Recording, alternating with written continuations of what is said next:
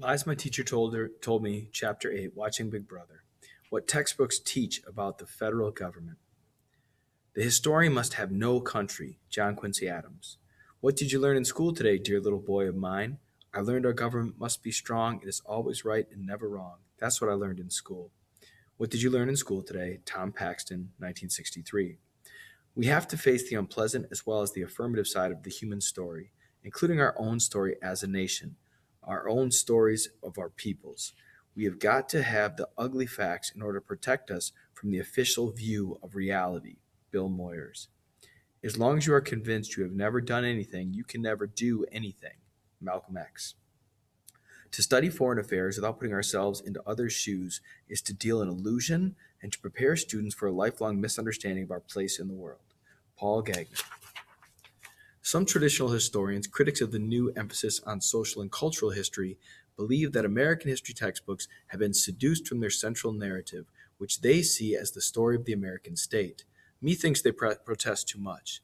The expanded treatments that textbooks now give to women, slavery, modes of transportation, developments in popular music, and other topics not directly related to the state have yet to produce a new core narrative. Therefore, they appear as unnecessary diversions that only interrupt the basic narrative that the textbooks still tell, the history of the American government. Two of the 12 textbooks in my initial sample were inquiry textbooks, mostly assembled from primary sources. They no longer made the story of the state quite so central. The 10 narrative textbooks in that sample and all current textbooks continue to pay overwhelming attention to the actions of the executive branch of the federal government. They still demarcate U.S. history as a series of presidential administrations.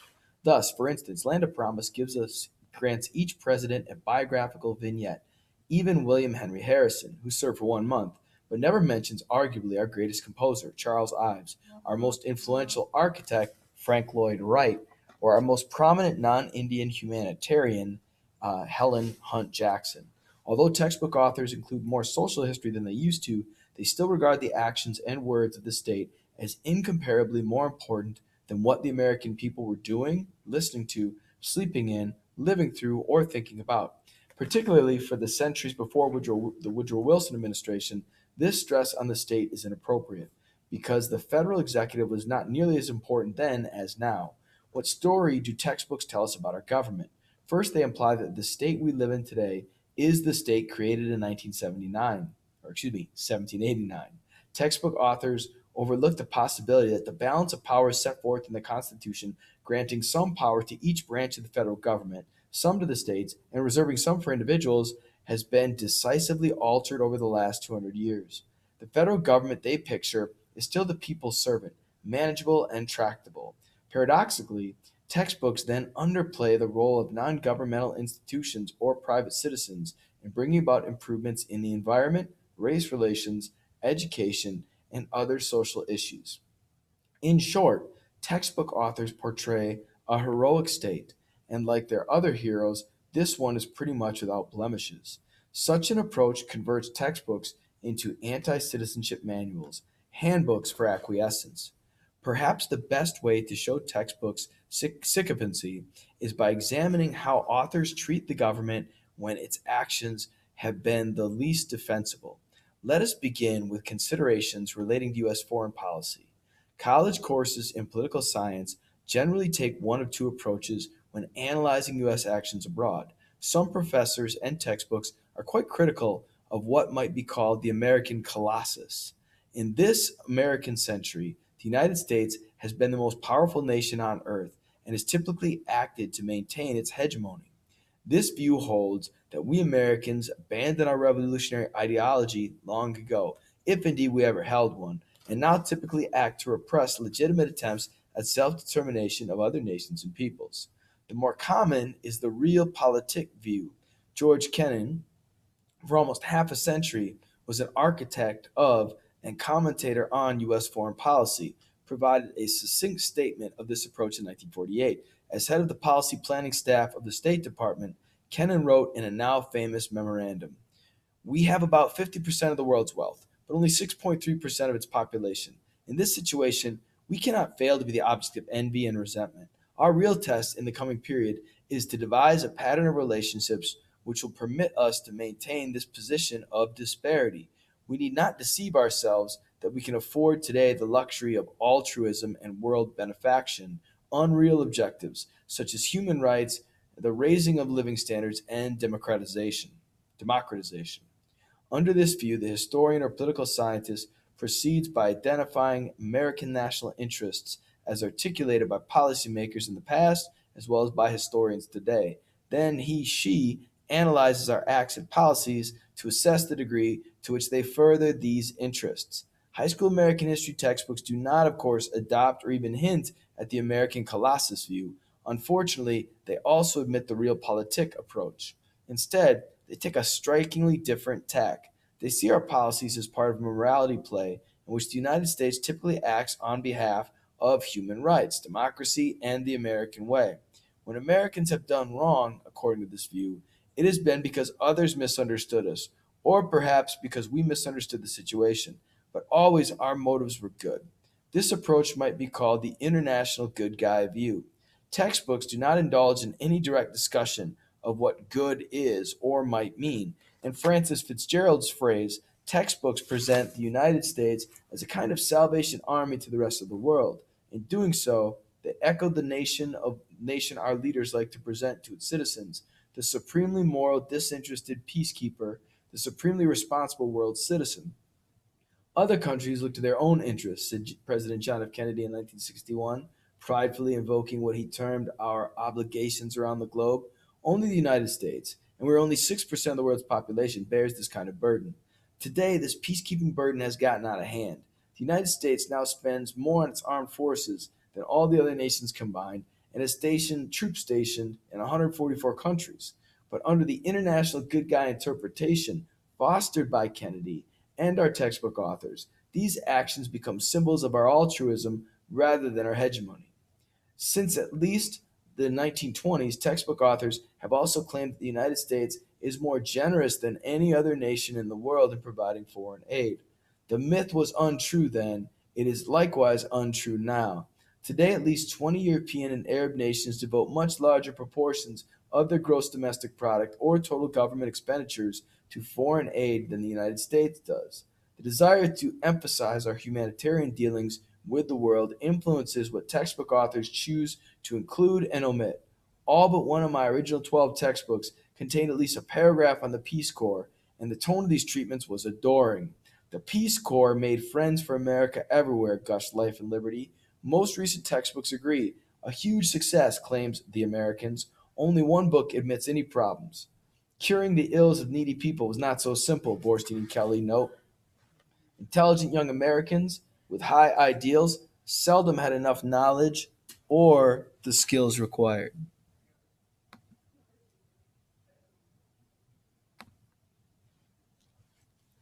At least the Peace Corps means well.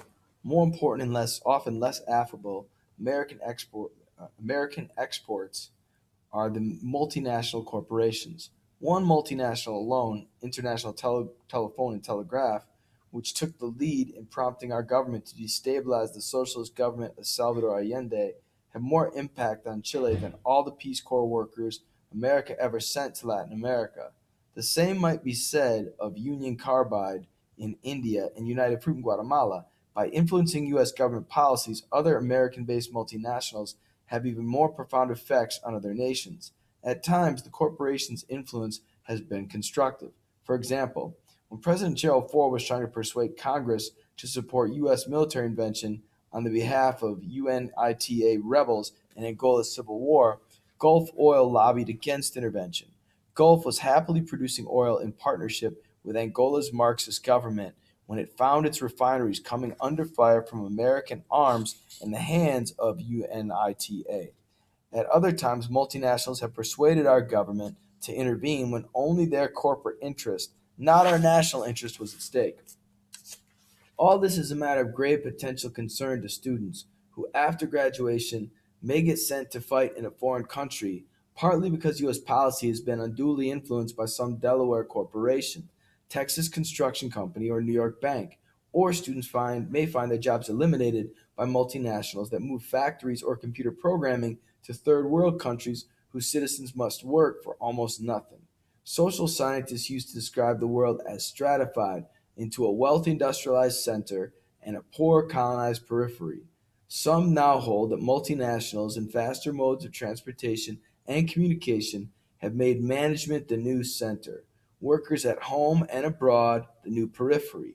Even if students are not personally affected, they will have to deal with multinationalization of the world, as multinational corporations such as Walmart and Mitsubishi come to have budgets larger than those of most governments.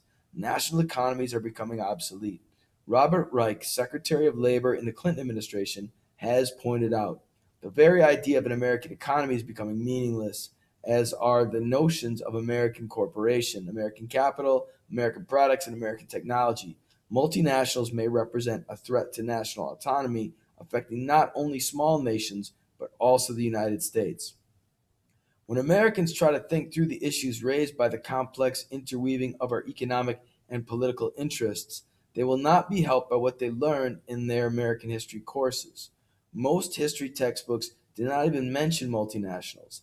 The topic doesn't fit their international good guy approach. Among my original 12 textbooks, only American Adventures even listed multinationals in its index, and its treatment consisted of a single sentence. These investments in Europe after World War I led to the development of multinational corporations, large companies with interests in several countries. Even this lone statement was inaccurate. European multinationals date back centuries, and American multinationals have played an important role in our history since at least 1900. Among the six new books, just two books even mention the term, and both pair it with benefit. Pathways to the Present supplies these two sentences. Multinationals benefit customers and workers around the world by providing new projects and jobs and introducing advanced technologies and production methods. On the other hand, these powerful big businesses sometimes skirt the law by using their economic clout to unduly influence politicians or by devising dishonest ways to keep profits growing. That's not adequate. Often multinationals bribe the elites of poor countries like Equatorial Guinea, Kazakhstan, and Nigeria. IBM, Monsanto, Schering Plough, and many other companies have had executives or corporate policies in one country or another found to be corrupt. In Equatorial Guinea, for example, oil companies pay millions of dollars to the regime's leaders for the privilege of taking the country's oil, supporting their children in luxury when they study abroad, leasing buildings from them, and simply paying bribes. Meanwhile, three-fourths of Equatorial Guinea's population suffers from malnutrition. Why do our oil companies do business this way? Because they pay royalties of only about 10% for taking Equatorial Guinea's oil, far less than they would pay in a justly run nation. In the process, these companies comprise an anti democratic force that helps to solidify the control of a rapacious elite on the country. This is exactly the opposite of what U.S. influence should accomplish, according to either realpolitik or international good guy model. Eventually, as in Iran, our entwinement with regimes like Guinea's may come back to haunt us.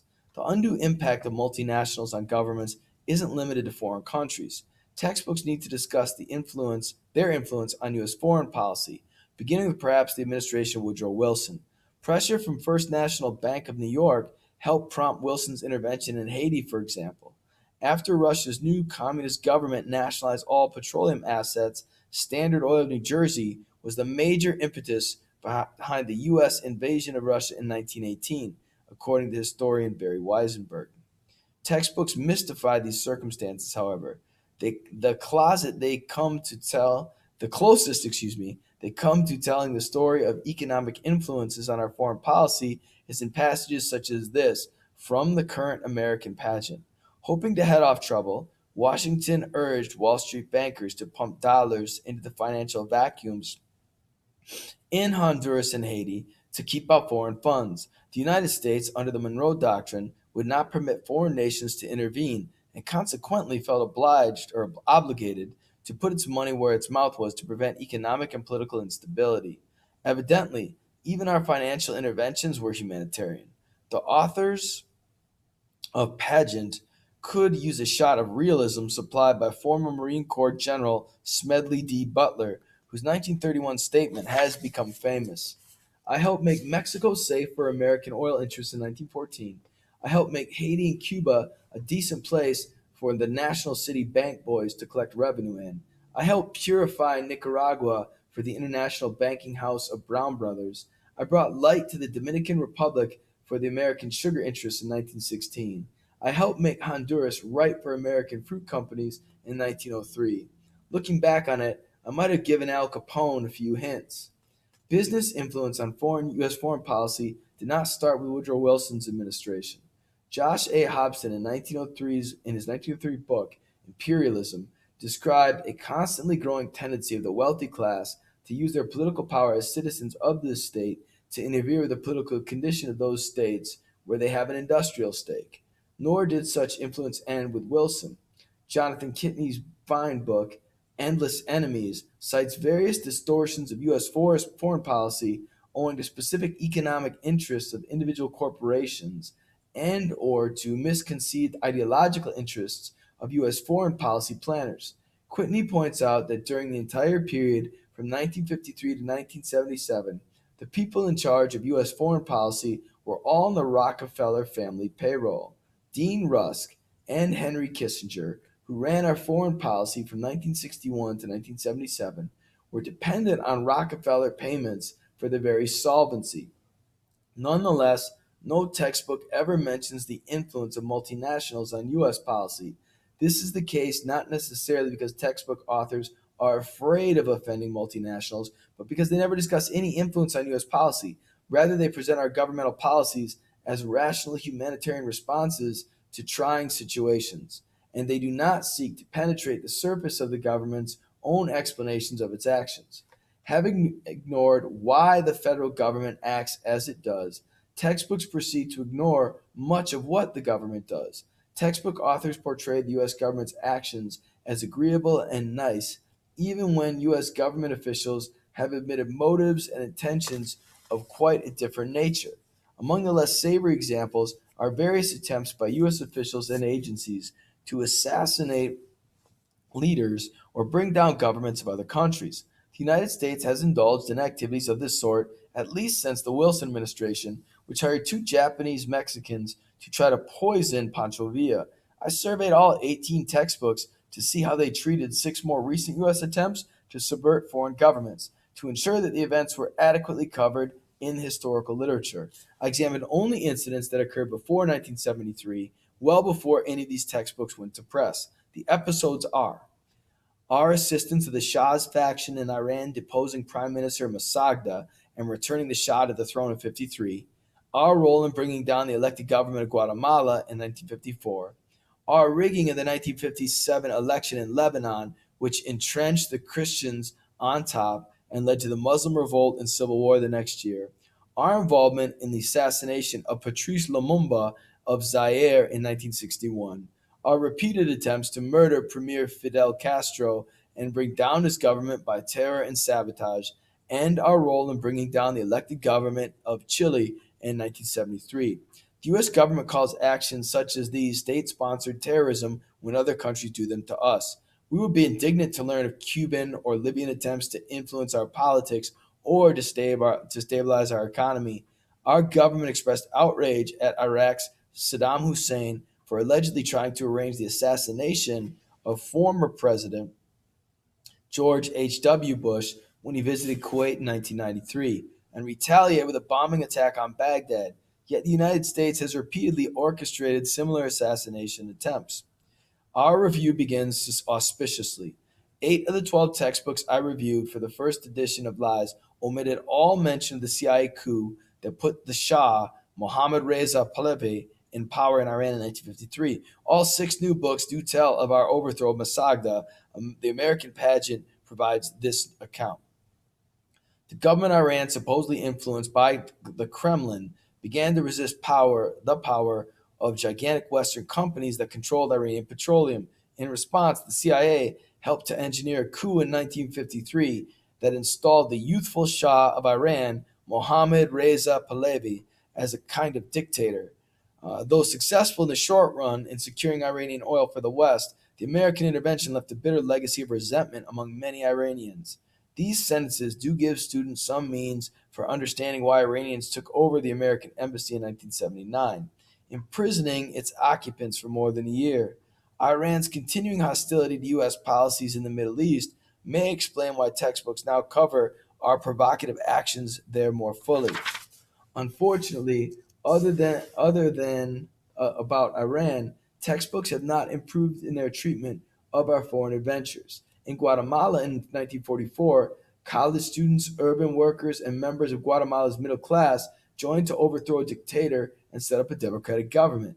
During the next 10 years, elected governments extended the vote to American Indians, to the poor, and to women, ended forced labor on coffee plantations, and enacted other reforms. All this came to an end in 54 when the CIA threatened the government of Jacobo Arbenz with an armed invasion. Arbenz had antagonized the United Fruit Company by proposing land reform and planning a highway and railroad that might break their trade monopoly. The United States chose an obscure army colonel as the new president, and when Arbenz panicked and sought asylum in a Mexican embassy, we flew our man to the capital aboard the U.S. ambassador's private plane. The result was a repressive junta that treated its Indian majority brutally for another 40 years. 4 of 6 recent textbooks do mention this event. The American Journey provides a representative treatment. The Eisenhower administration also faced communist challenges in Latin America. In 1953, the Central Intelligence Agency helped to overthrow the government of Jacobo Arbenz in Guatemala, while American leaders feared was leaning towards communism. Here, Journey offers anti-communism as the sole motive for U.S. policies. Bear in mind that this incident took place at the height of McCarthyism, when, as commentator Lewis Lapham has pointed out, the United States saw communism everywhere. When the duly elected Guatemalan president, Jacobo Arbenz, began to talk too much like a Democrat, the United States accused him of communism. 50 years later, the American Journey maintains the U.S. government's McCarthyistic rhetoric. So do other textbooks, if they mention Guatemala at all.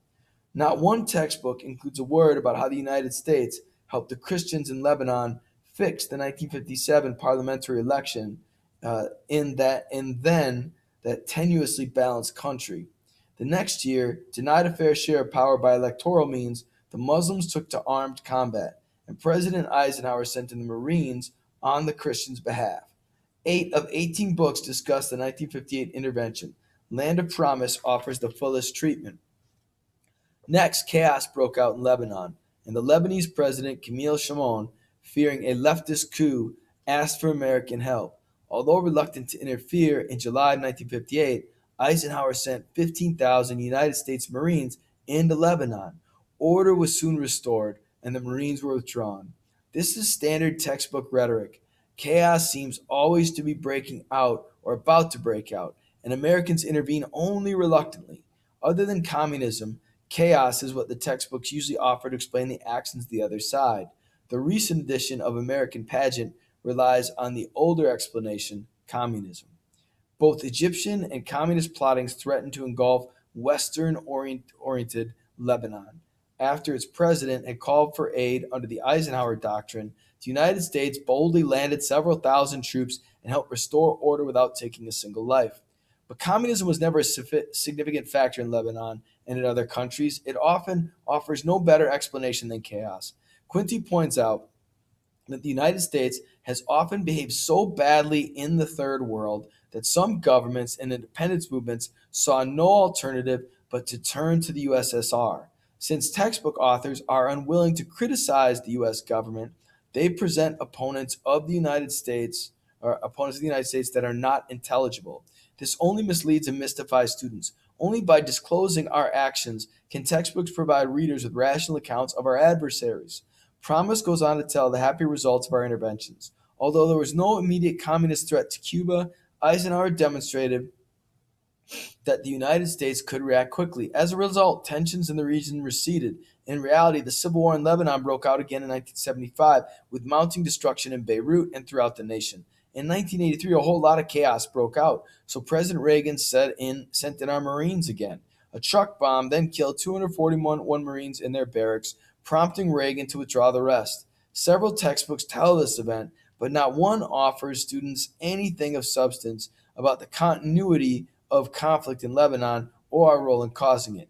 In 2006, chaos broke out in Lebanon once more, in the form of a mini war between the Arab nationalist organization Hezbollah and Israel. Textbooks' shallow discussions of Lebanon's past provide no help to students seeking to understand this new conflict.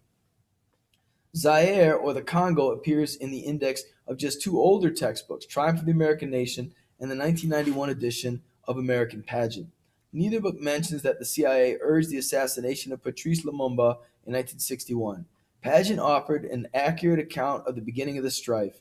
The African Congo received its independence from Belgium in 1960 and immediately exploded into violence. The United Nations sent in a peacekeeping force to which Washington contributed much money but no manpower. There, Pageant stops. The account in Triumph of the American Nation mentioned Lumumba by name. A new crisis developed in 1961 when Patrice Lumumba, leader of the pro-communist faction, was assassinated. Triumph says nothing about U.S. involvement with the assassination and concludes with the happiest of endings. By the late 1960s, most scars of the Civil War seem healed. The Congo, Zaire, became one of the most prosperous African nations. Would that it were. The CIA helped bring power to Joseph Mobutu, a former army sergeant. By the end of the 1960s, Triumph, to the contrary, Zaire under Mobutu had become one of the most wretched African nations, economically and politically. In the first edition of this book, I predicted in 1994 Zaire is ripe for a new crisis to develop. Indeed, soon civil war did erupt in Zaire, forcing Mobutu to flee in 1997. Various parts of the country have faced continued strife since then, killing almost 4 million residents. Today's students and authors have no basis to understand this new outbreak of chaos, therefore, or however, because not one recent book even mentions the Congo or Zaire. Nor does any textbook, old or new, mention our repeated attempts to assassinate Premier Fidel Castro of Cuba. The federal government had tried to kill Castro 8 times by 1965, according to testimony before the U.S. Senate. By 1975, Castro had thwarted 24 attempts, according to Cuba. These undertakings ranged from a botched effort to get Castro to light an exploding cigar to a contract with the mafia to murder him. After the Bay of Pigs invasion failed, John F. Kennedy launched Operation Mongoose, a vast covert program to destabilize Cuba. In the words of Pierre Salinger, Kennedy's press secretary, Salinger has also written that JFK even planned to invade Cuba with U.S. armed forces until forestalled by the Cuban Missile Crisis. No textbook talks about Operation Mongoose.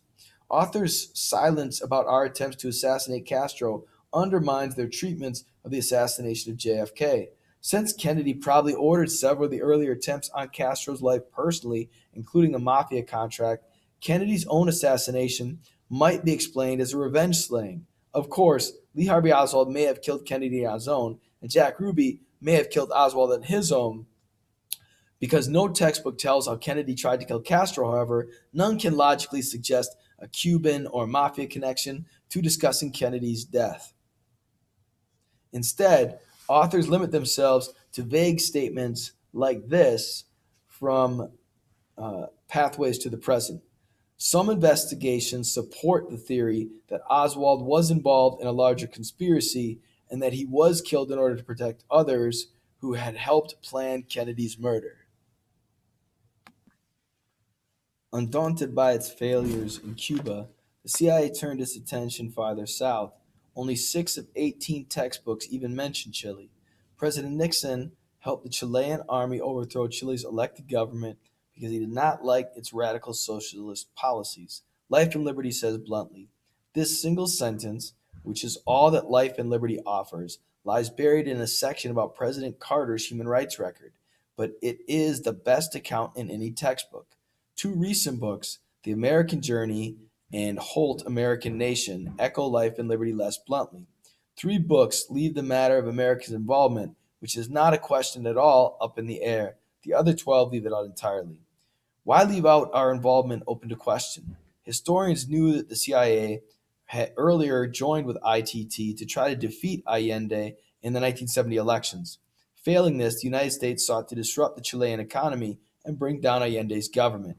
The United States blocked international loans to Chile, subsidized opposition newspapers, labor unions, and political parties, denied spare parts to industries, paid for and fomented a nationwide trucker strike that paralyzed the Chilean economy, and trained and financed the military that staged the bloody coup in 1973, in which Allende was killed. The next year, CIA Director William Colby testified that a secret high level intelligence committee, led by Kissinger himself, had authorized CIA expenditures of over $8 million during the period from 1970 to 1973 to destabilize the government of President Allende. Secretary of State Kissinger himself later explained, "I don't see why we have to let a country go Marxist just because its people are irresponsible. Since the Chilean people's irresponsibility consisted of voting for Allende, here Kissinger openly says the United States should not and will not respect the electoral process or sovereignty of another country if the results do not please us." Do textbooks need to include all government skullduggery? Certainly not. I am not in favor of what Paul Gagnon calls relentless mentioning. Textbooks do need to analyze at least some of our interventions in depth, however, for they raise important issues. To defend these acts on moral grounds is not easy. The acts diminish U.S. foreign policy to the level of mafia thuggery, strip the United States of its claim to lawful conduct, and reduce our prestige around the world. To be sure, covert violence may be defensible on realpolitik grounds as an appropriate way to deal with international problems. It can be argued that the United States should be destabilizing governments in other countries, assassinating leaders unfriendly to us, and fighting undeclared, unpublicized wars. The 6 cloak and dagger operations recounted here do not support this view, however. In Cuba, for instance, the CIA's pointless sabotage operations, in Rhodri Jeffries Jones' words, only increase Castro's popularity. Even when they succeed, these covert acts provide only a short-term fix, keeping people who worry us out of power for a time. But identifying the United States with repressive, undemocratic, unpopular regimes, hence undermining our long-term interests. The historian Ronald Kessler relates that a CIA officer responsible for engineering Arbenz's downfall in Guatemala agreed later that overthrowing elected leaders is short-sighted policy. Was it desirable to trade Masagda for the Ayatollah? Asked the historian Charles Arminger about our success in Iran. Covert action always risks blowback, retaliation from abroad that we cannot effectively counter because our initial acts were taken without support from the American people. When covert attacks fail, like the Bay of Pigs landing in '61, they leave the U.S. government with no viable next step short of embarrassed withdrawal or overt military intervention. If instead of covert action, we had a public debate about how to handle Masagda or Castro, we might have avoided Khomeini or the Bay of Pigs debacle. Unless we become more open to nationalist governments that embody the dreams of their people, Robert F. Smith believes we will face crisis after crisis. The debate cannot take place in American history courses, however, because most textbooks do not let on about what our government has done. Except for Iran, most of the 18 textbooks I surveyed leave out all 6 incidents. When authors do treat 1 or 2, they often imply that our actions were based on humanitarian motives. Thus, textbook authors portray the United States basically as an idealistic actor, responding generously to other nations' social and economic woes. Robert Leckie has referred to the myth of the most peace-loving nation in the world and noted that it persists in American folklore. It also persists in our history textbooks. These interventions raise another issue. Are they compatible with democracy? Covert, violent operations against foreign nations, individuals, and political parties violate the openness on which our democracy relies. Inevitably, covert international interference leads to domestic lying. U.S. citizens cannot possibly critique government policies if they do not know them. Thus, covert violent actions usually flout the popular will. These actions also threaten our long-standing separation of powers, which textbooks so justly laud in their chapters in the Constitution. Covert actions are always undertaken by the executive branch, which typically lies in the legislative branch about what it has done, lies to the legislative branch about what it has done and plans to do, thus preventing Congress from playing its constitutionally intended role. The U.S. government lied about most of the 6 examples of foreign intervention just described. On the same day in '61 that our Cuban exiles were landing at the Bay of Pigs in their hapless attempt to overthrow Fidel Castro, Secretary of Dean Rusk said, "The American people are entitled to know whether we are intervening in Cuba or intend to do so in the future. The answer to that question is no." Among the dead 3 days later were 4 American pilots. When asked about Chile in his Senate confirmation hearings for U.S. Secretary of State in '73, Kissinger replied, "The CIA had nothing to do with the Chilean coup, to the best of my knowledge and belief, and I only put in the qualification in case some madman appears down there who, without instruction, talked to somebody." Later statements by CIA Director William Colby and Kissinger himself directly contradicted this testimony. The U.S. Senate Intelligence Committee eventually denounced our campaign against the Allende government. President Eisenhower used national security as his excuse when he was caught in an obvious lie. He denied that the United States was flying over Soviet airspace, only to have captured Airman Gary Powers admit the truth on Russian television. Much later, the public learned that Powers had just been the tip of the iceberg. In the 1950s, we had at least 31 flights downed over the USSR, with more than 170 men aboard. For decades, our government lied to the families of the lost men and never made substantial representation of the USSR to get them back because the flights were illegal and were supposed to be secret. Similarly, during the Vietnam War, the government kept our bombing of Laos secret for years, later citing national security as its excuse. This did not fool Laotians, who knew full well we were bombing them, but did fool Americans. Often presidents and their advisors keep actions covert, not for reasons of tactics abroad, but because they suspect the actions would not be popular with Congress or with the American people. Over and over, presidents have chosen not to risk their popularity by waging the campaign required to persuade Americans to support their secret military policies. Our Constitution provides that Congress must declare war. Back in 1918, Woodrow Wilson tried to keep our intervention in Russia hidden from Congress and to the American people. Heller Keller helped to get out the truth. Our governments are not honest. They do not openly declare war against Russia and proclaim the reasons, she wrote to a New York newspaper in 1919. They are fighting for the Russian people half secretly and in the dark with the lie of democracy on their lips. Ultimately, Wilson failed to keep his invasion secret, but he was able to keep it hidden from American history textbooks. Therein lies the problem. Textbooks cannot report accurately on the 6 foreign interventions described in this chapter without mentioning that the US government covered them up. The sole piece of criminal government activity that most textbooks treat is the series of related scandals called Watergate. In its impact on the public, the Watergate break-in stood out. In the early 1970s, Congress and the American people learned that President Nixon had helped cover up a string of illegal acts, including robberies of the Democratic National Committee and the office of Lewis Fielding, a psychiatrist.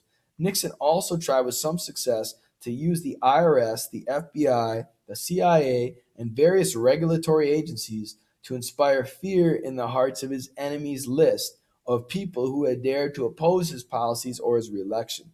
In telling of Watergate, textbooks blame Richard Nixon, as they should, but they go no deeper. Faced with this undeniable instance of governmental wrongdoing, they managed to retain their uniformly rosy view of the government in the representative words of Pathways to the Present.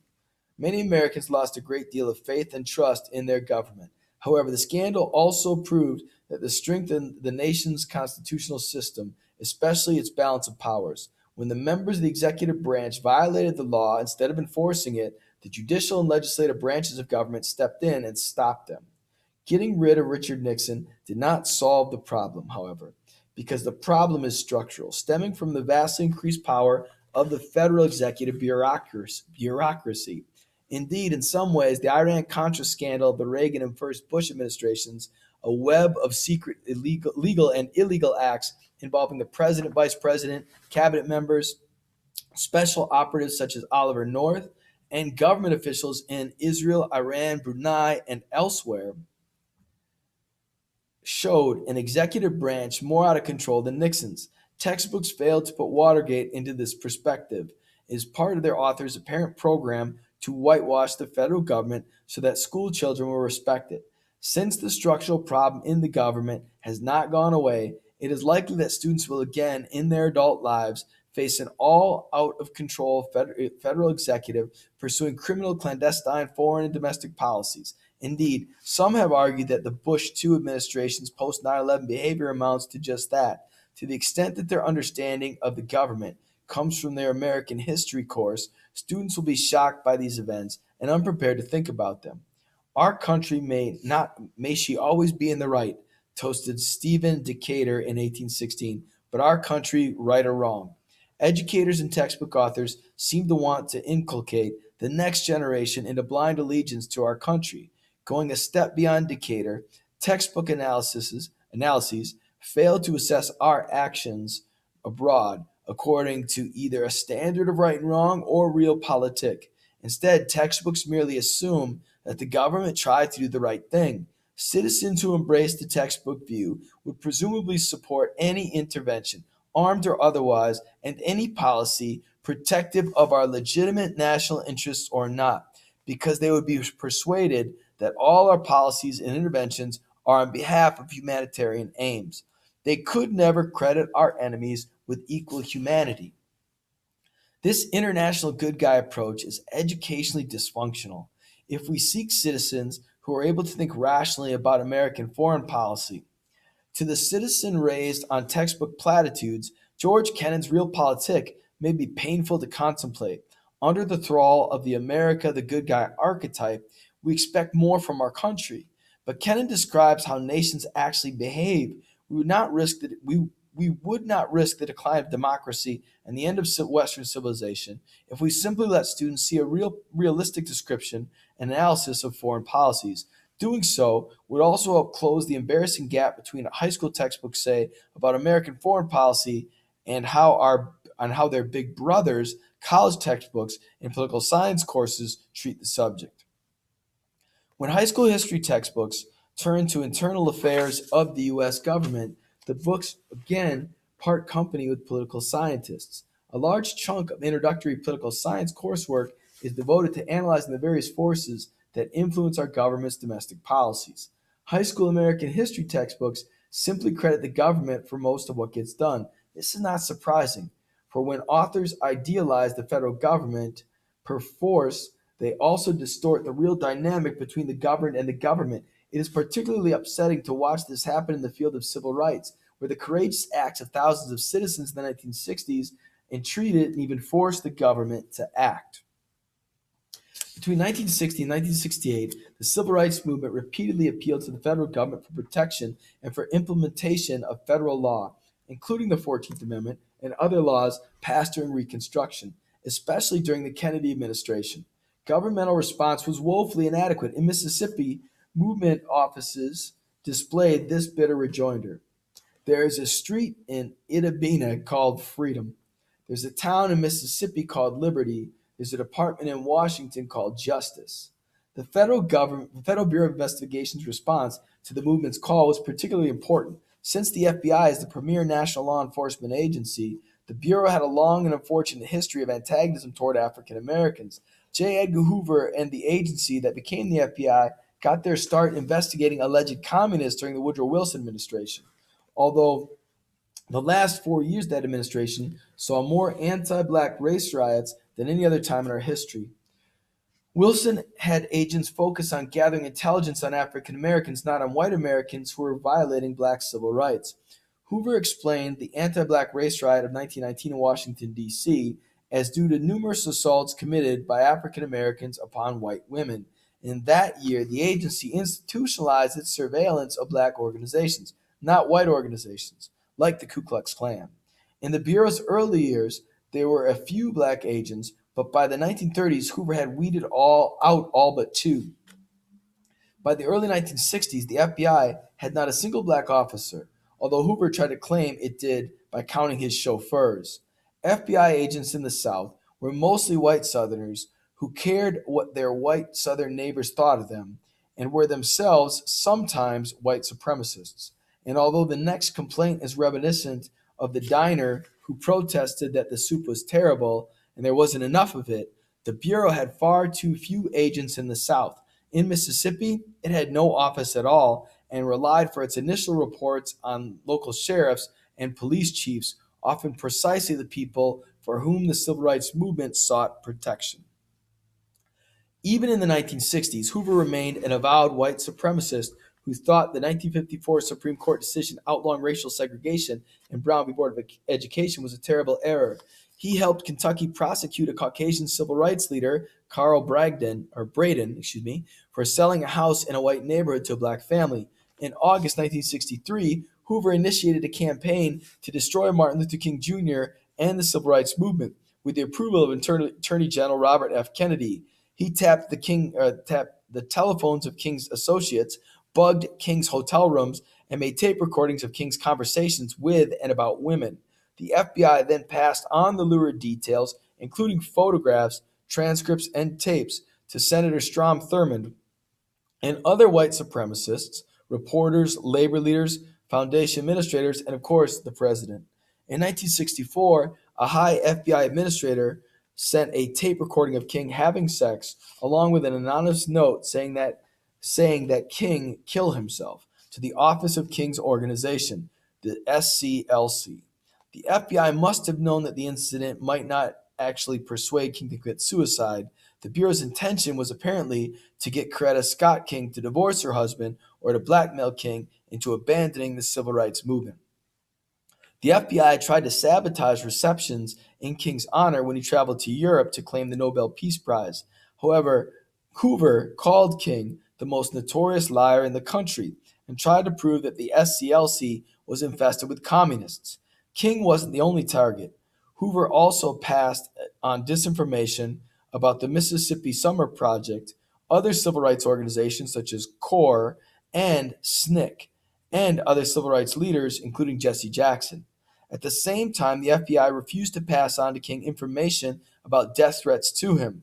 The FBI knew these threats were serious for civil rights workers, were indeed being killed. In Mississippi alone, civil rights workers endured more than 1,000 arrests at the hands of local officials, 35 shooting incidents, and 6 murders. The FBI repeatedly claimed, however, that protecting civil rights workers from violence was not its job. In 1962, SNCC sued Robert F. Kennedy and J. Edgar Hoover to force them to protect civil rights demonstrators. Desperate to get the federal government to enforce law in the Deep South, Mississippi civil rights workers Amzie Moore and Robert Moses hit upon the 1964 Freedom Summer idea. Bring 1,000 Northern college students, most of them white, to Mississippi to work among blacks for civil rights. Even this helped little. White supremacists bombed 30 homes and burned 37 black churches in the summer of '64 alone. After the national outcry prompted by the murders of James Chaney, Andrew Goodman, and Michael Schwerner in Philadelphia, Mississippi, however, the FBI finally opened an office in Jackson. Later that summer, at the 1964 Democratic National Convention in Atlantic City, the FBI tapped the phones of the Mississippi Freedom Democratic Party and Martin Luther King Jr. In so doing, the Bureau was complying with a request from President Lyndon Johnson. Because I lived and did research in Mississippi, I have concentrated on acts of the federal government and the civil rights movement in that state. But the FBI's attack on black and interracial organizations was national in scope. For example, after Congress passed the 1964 Civil Rights Bill, a bowling alley in Orangeburg, South Carolina refused to obey the law. Students from the nearby Black State College demonstrated against the facility. State troopers fired on the demonstrators, killing 3 and wounding 28. Many of them shot in the balls of their feet as they ran away and threw themselves on the ground to avoid the gunfire. The FBI responded not by helping to identify which officers fired in what became known as the Orangeburg Massacre, but by falsifying information about the students to help the troopers win their defense. In California, Chicago, and elsewhere in the North, the Bureau tried to eliminate the breakfast programs of the Black Panther organization, spread false rumors about venereal disease and encounters with prostitutes to break up the Panther marriages, helped escalate conflict between other black groups and the Panthers, and helped Chicago police raid the apartment of Panther leader Fred Hampton and kill him in his bed in 1969. The FBI warned Black leader Stokely Carmichael's mother of a fictitious Black Panther plot to murder her son, prompting Carmichael to flee the United States. It is even possible that the FBI or the CIA was involved in the murder of Martin Luther King Jr. Raoul in Montreal, who supplied King's convicted killer James Earl Ray with the alias Eric Galt, may have had CIA connections. Certainly Ray, a country boy with no income, could have never traveled to Montreal, arranged a false identity, and flown to London and Lisbon without help. Despite or because of these incongruities, the FBI has never shown any interest in uncovering the conspiracy that killed King. Instead, shortly after King's death in '68, the FBI twice broke into SNCC offices. Years later, the Bureau tried to prevent King's birthday from becoming a national holiday. The FBI investigated Black faculty members at colleges and universities from Virginia to Montana to California. In 1970, Hoover approved the automatic investigation of all Black student unions and similar organizations organized to protect the demands of Black students. The institution at which I taught, Tougaloo College, was a special target. At one point, agents in Jackson even proposed to neutralize the entire college, in part because its students had sponsored out-of-state militant African American speakers, voter registration drives, and African cultural seminars and lectures, and condemned various publicized injustices to the civil rights of African Americans in Mississippi. Obviously, high crimes and misdemeanors. The FBI's conduct and the federal leadership that tolerated it and sometimes requested it are part of the legacy of the 1960s, alongside such positive achievements as the '64 Civil Rights Act and the '65 Voting Rights Act. As historian Kenneth O'Reilly put it, when the FBI stood against African American people, so did the government. How do American history textbooks treat this legacy? They simply leave out everything bad the government did. They omit not only the FBI's campaign against the civil rights movement, but also its break-ins and undercover investigations of church groups, organizations promoting changes in U.S. policy in Latin America and the U.S. Supreme Court. Textbooks don't even want to say anything about state governments. All the 16 narrative textbooks in my sample include part of Dr. Martin Luther King's I Have a Dream speech, but 15 of them censor his negative comments about the governments of Alabama and Mississippi. Not only do textbooks fail to blame the federal government for its opposition to the civil rights movement, many actually credit the government almost single-handedly for the advances made during the period. In so doing, textbooks follow what we might call the Hollywood approach to civil rights.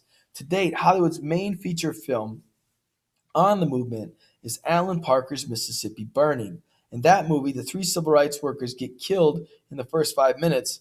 For the rest of its 2 hours, the movie portrays not a single civil rights activist, worker, or Black Mississippian over the age of 12 with whom the viewer could possibly identify.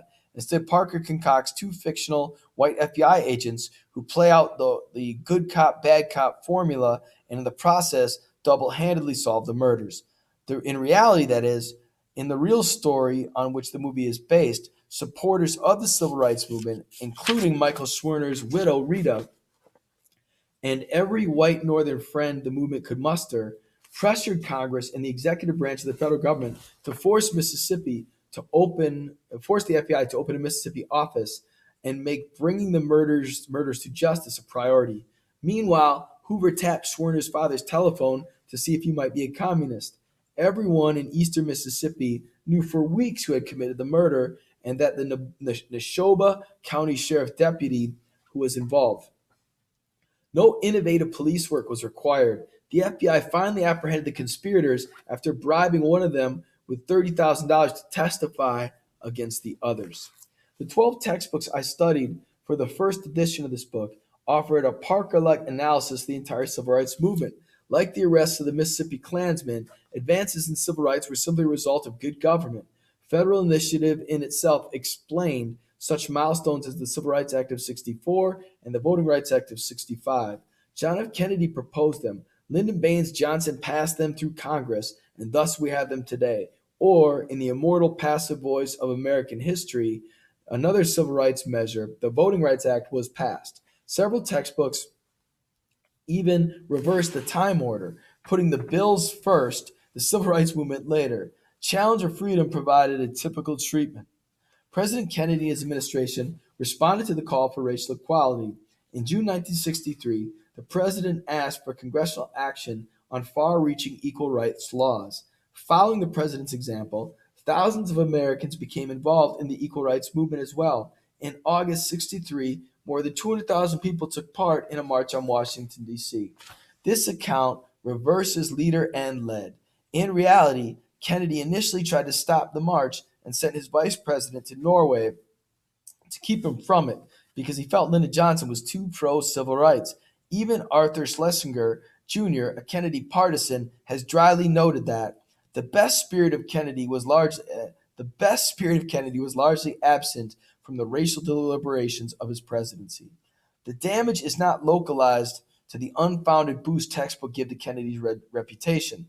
The greater danger comes from removing what scholars call agency from African Americans. When describing the attack on segregation that culminated in the 1954 Supreme Court decision, the best-selling old book, Triumph of the American Nation, one of the best-selling current books, The American Pageant, make no mention that African Americans were the plaintiffs and attorneys in Brown v. Board of Education, or that prior cases also brought by the NAACP prepared the way.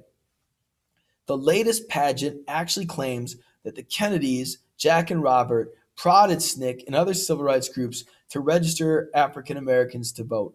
All prodding went the other way around. Today, many young African Americans think that desegregation was something the federal government imposed on the African American community. They have no idea it was something the African American community forced on the federal government. Meanwhile, many young white Americans can reasonably infer that the federal government has been nice enough to African Americans, crediting the federal government for actions instigated by African Americans and their white allies surely disempowers African American students today and surely helps them feel that they have never done anything, as Malcolm X put it. Fortunately, the 6 recent textbooks do show some improvement. All 6 tell how attempts by African Americans in Selma, Alabama to vote led to attacks by white police. All 6 note that the resulting march from Selma to Montgomery, led by Martin Luther King Jr., prodded LBJ and Congress to pass the Voting Rights Act. 3 of the 6 current textbooks, Pathways to the Present, The Americans, and American Journey, show that African Americans forced the federal government to move on civil rights more generally, although they claim that President Kennedy personally favored them. Along with The American Adventures and Discovering American History, these new textbooks do show the basic dynamics of the civil rights movement. African Americans, often with white allies, challenged an unjust law or practice in a nonviolent way, which then incited whites to respond barbarically to defend, quote, civilization, in turn appalling the nation and convincing some people to change law or practice. These books celebrate the courage of the civil rights volunteers, but only Discovering American History, published in 1974, tells how the movement directly challenged the mores of segregation, with the result that some civil rights workers were killed or beaten by white racists simply for holding hands as an interracial couple or eating together in a restaurant. Textbooks treat the environmental movement similarly, telling how Congress passed the laws setting up the EPA while giving little or no attention to the environmental crusade. Students are again left to infer that the government typically does the right thing on its own, and new books are no better than old ones in this regard. Many teachers don't help. A study of 12 randomly selected teachers of 12th grade American government courses found that the only way the teachers suggested that individuals could influence local or national governments was through voting. Textbook authors seem to believe that Americans can be loyal to their governments only so long as they believe it has never done anything bad. Textbooks therefore present a U.S. government that deserves students' allegiance, not their criticism. We live in the greatest country in the world, wrote James F. DeLong, an associate of the right-wing textbook critic Mel Gabler in his critique of American Adventures. Any book billing itself as the story of this country should certainly get that heritage and pride across. American Adventures, in conveying the basic dynamic of the civil rights movement, implies that the U.S. government was not doing all it should for civil rights. Perhaps as a result, Adventures failed DeLong's patriotism test. I will not and cannot endorse it for use in our schools. The textbook's sycophantic presentations of the federal government may help win adoptions, but they don't win students' attention. It is boring to read about all the good things the government did on its own with no dramatic struggles. Moreover, most adult Americans no longer trust the government as credulously as they did in the 1950s. From the Vietnam War to Watergate to Iran-Contra to Clinton's sex life to the mythical weapons of mass destruction that allegedly caused George W. Bush to invade Iraq, revelation after revelation of misconduct and deceit in the federal executive branch shattered the trust of the American people, as confirmed in poll after opinion poll. In 1964, 64% of Americans still trusted the government to, quote, do the right thing. 30 years later, this proportion has dwindled to just 19%. Textbook authors, since they are unwilling to say bad things about the government, come across as the last innocents in America. Their trust is poignant. They present students with a benign government whose statements should be believed. This is hardly the opinion of their parents, who, according to opinion polls, remain deeply skeptical of what leaders in the federal government tell them. To encounter so little material in school about the bad things the government has done, especially when parents in the daily newspaper tell a different story, makes all education suspect, according to education researcher Donald Barr. Nor can the textbook author's servile approach to the government teach students to be effective citizens. Just as the story of Columbus the Wise has its flip side, the archetype of the superstitious, unruly crew, so the archetype of the wise and good government implies that the correct role for its citizens is to follow its leadership.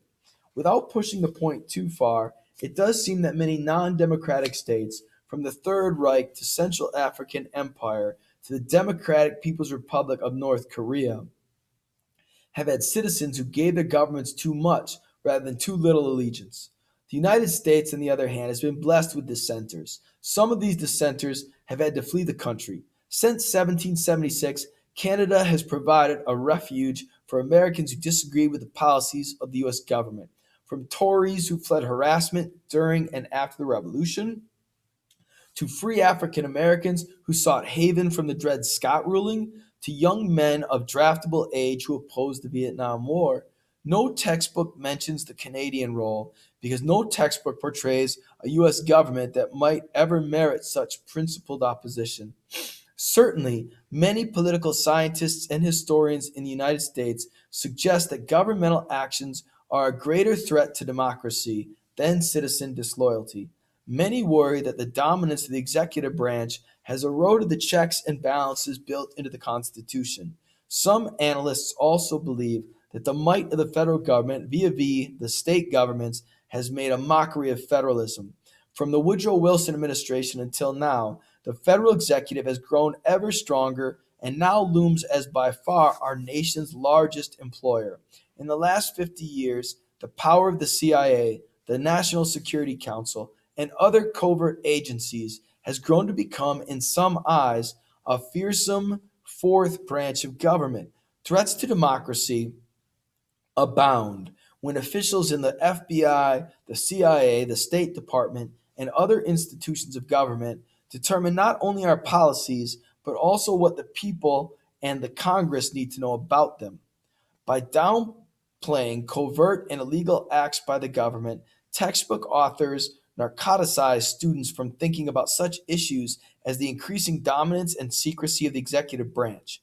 By taking the government's side, textbook encourage students to conclude that criticism is incompatible with citizenship, and by presenting government actions in a vacuum rather than as responses to such institutions as multinational corporations and civil rights organizations, textbooks mystify the creative tension between the people and their leaders. All this encourages students to throw up their hands in the belief that the government determines everything anyway. So why bother, especially if its actions are usually so benign? Thus, our American history textbooks minimize the potential power of the people, and despite their best patriotic efforts, take a stance that is overtly anti-democratic.